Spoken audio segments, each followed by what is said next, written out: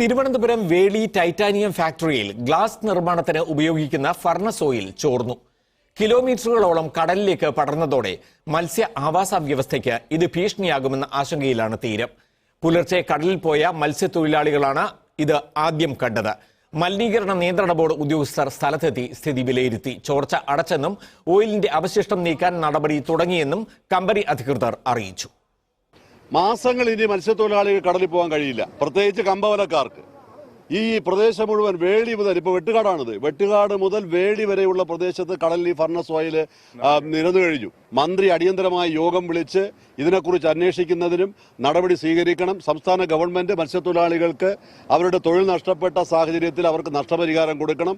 Furnace ഓയിലാണ് leak ചെയ്തിരിക്കുന്നത്. അവരുടെ പൈപ്പ് ലൈൻ ലീക്ക് ചെയ്ത് വന്നതാണെന്നാണ് അറിയാൻ കഴിഞ്ഞത്. രാവിലെയാണ് ഈ ചോർച്ച ആരംഭിച്ചത്.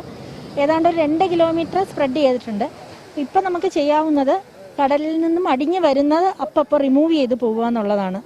അതായത് ആ ഓയിൽ മണലിൻ്റെ കൂടെ നമുക്ക് അടിയുന്നുണ്ട്. ആ മണല് യുദ്ധകാലാടിസ്ഥാനത്തിൽ തന്നെ റിമൂവ് ചെയ്ത് പിന്നെ അത് ലീച്ച് ചെയ്ത് പോവാത്ത വിധത്തിൽ അതിനെ എവിടെയെങ്കിലും സ്റ്റോർ ചെയ്ത് പെട്ടെന്ന് മാറ്റുക എന്നുള്ളതാണ്. ബിജി തോമസ് ചേരുന്നു വിശദവിവരങ്ങളുമായി. ബിജി, ഇപ്പോൾ തൽക്കാലത്തേക്ക് ഭീഷണി ഒഴിഞ്ഞോ? ഇനിയിപ്പോൾ അന്തിമമായി ഈ പ്രശ്നം പരിഹരിക്കുന്നതിന്, മത്സ്യത്തൊഴിലാളികളുടെ ആശങ്ക നീക്കുന്നതിന് എന്തൊക്കെ ചെയ്യേണ്ടി വരും? എത്ര താമസമെടുക്കും? എത്ര സമയമെടുക്കും?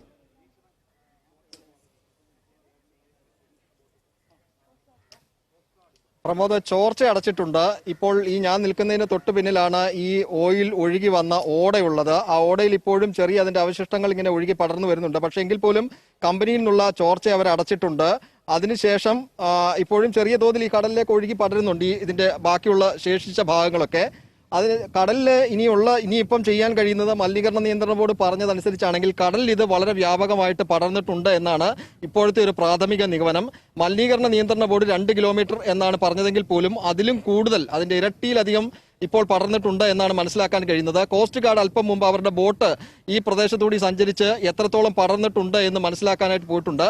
ഇപ്പോൾ ചെയ്യാവുന്ന ഒരു കാര്യം, ഈ കടലിൽ നിന്ന് അടിഞ്ഞു വരുന്ന ഈ ഓയിലിന്റെ അവശിഷ്ടങ്ങൾ കരയിലേക്ക് അടിഞ്ഞുകൂടുന്നുണ്ട്. അത് അടിഞ്ഞുകൂടുന്നിടത്ത് നീക്കം ചെയ്യുക എന്നത് മാത്രമാണ് ഇപ്പോൾ ചെയ്യാൻ കഴിയുന്നത്.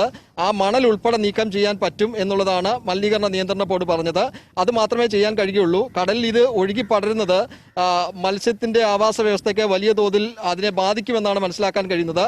അത് പരമാവധി തടയുക എന്നുള്ളതേ ഉള്ളൂ. അതായത് ഈ വരുന്ന കടലിൽ നിന്ന് അടിഞ്ഞുകൂടുന്ന ഈ ഓയിലിന്റെ മാലിന്യം എടുത്ത് അവിടെ നിന്ന് നീക്കുക, ആ മണൽ ഉൾപ്പെടെ നീക്കുക. പക്ഷെ അത് എളുപ്പത്തിൽ ചെയ്യാൻ കഴിയുന്ന ഒരു കാര്യമല്ല.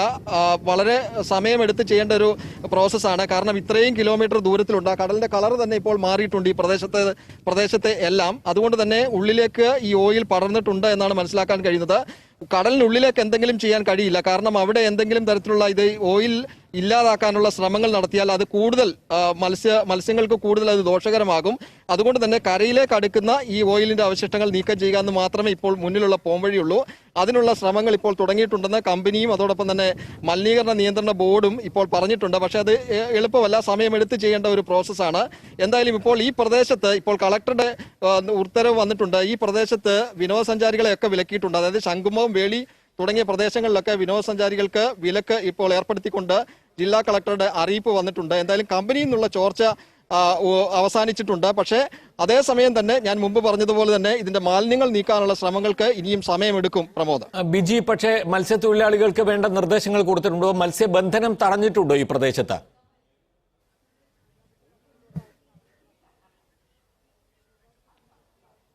പ്രമോദ്, ഇന്ന് പുലർച്ചെ ഏതാണ്ട് 12 മണിയോടെയാണ് ഈ ചോർച്ച തുടങ്ങിയത്.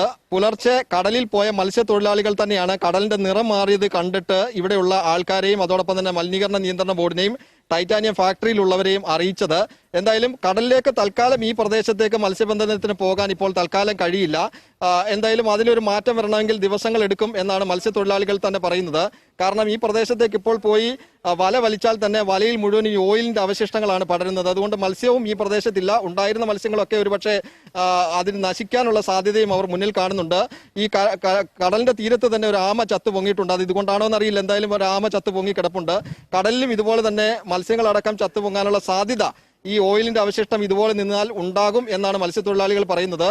അതുകൊണ്ട് തന്നെയാണ് മത്സ്യത്തൊഴിലാളികൾക്ക് ഈ വരുന്ന ദിവസങ്ങളിൽ കടലിൽ പോകാൻ കഴിയാത്തത് കൊണ്ട് അവർക്ക് നഷ്ടപരിഹാരം നൽകണം എന്ന് VS ശിവകുമാർ അടക്കമുള്ളവർ പറഞ്ഞത്. എന്തായാലും ഇത് വളരെ ഗൗരവമായിട്ട് തന്നെ എടുത്തിട്ടുണ്ട്. എന്തായാലും ഈ കടലിലെ മാലിന്യം നീക്കാനുള്ള ശ്രമങ്ങൾ നടക്കണം. മത്സ്യത്തൊഴിലാളികൾക്ക് എന്തായാലും കുറച്ചു ദിവസത്തേക്കെങ്കിലും ഈ പ്രദേശത്ത് മത്സ്യബന്ധനത്തിന് പോകാൻ കഴിയാത്ത സാഹചര്യമാണ് ഉള്ളത്. പ്രമോദ്, ബിജി തോമസ് ആണ് വിവരങ്ങൾ നൽകിയത്.